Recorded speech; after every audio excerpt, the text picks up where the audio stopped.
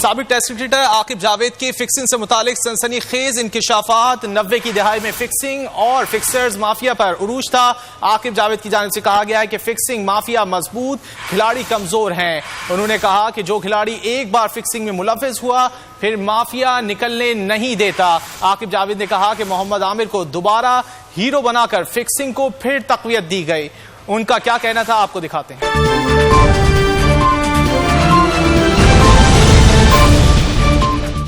آج بھی وہی شور اٹھتا ہے، تب بھی اٹھ رہا تھا، بٹ اس کا سوچیں جو پیچھے مافیا ہے وہ ان سے کام لیں گے، لیتے آئے ہیں اور لیتے رہیں گے. کیونکہ آپ ایک دفعہ اپنی مرضی سے اس بزنس میں شامل ہوتے ہو، نکلنے کا کوئی راستہ نہیں ہے. یہ بہت بڑا میڈیا ہے،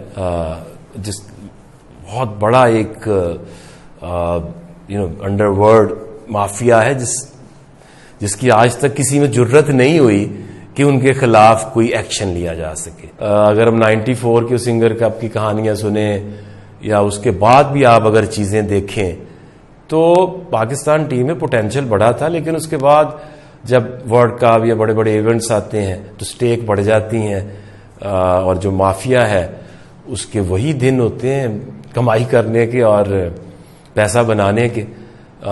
میں حیران ہوں کہ انڈیا جیسا ملک جو اتنا اسٹیبلش ابھی ہو چکا ہے، آئی پی ایل کے اوپر بھی سوال آئے، لیکن وہاں بھی آج تک یہ کرمنل جو ایکٹ ہے یہ آیا نہیں ہے. اس کی وجہ یہ ہے کہ اگر آپ دیکھیں تو جو مین گڑھ ہے مافیا کا، کرکٹ جو فکسنگ کا، اس کا مین لنک جا کے ملتا انڈیا میں ہی ہے. پاکستان میں بھی لوگ ہیں، ڈیفینیٹلی ہیں، ساؤتھ افریقہ میں بھی لنکس ہیں، دبئی میں بھی بیٹھے ہوئے ہیں.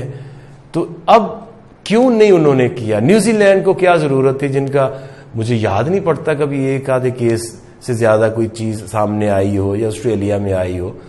تو انڈیا نے کیوں نہیں آج تک کیا؟ پاکستان نے ابھی سوچا ہے، اس سے پہلے کیوں نہیں کبھی سوچا؟ دیکھیں مجھے تو کالز بھی آئی تھی،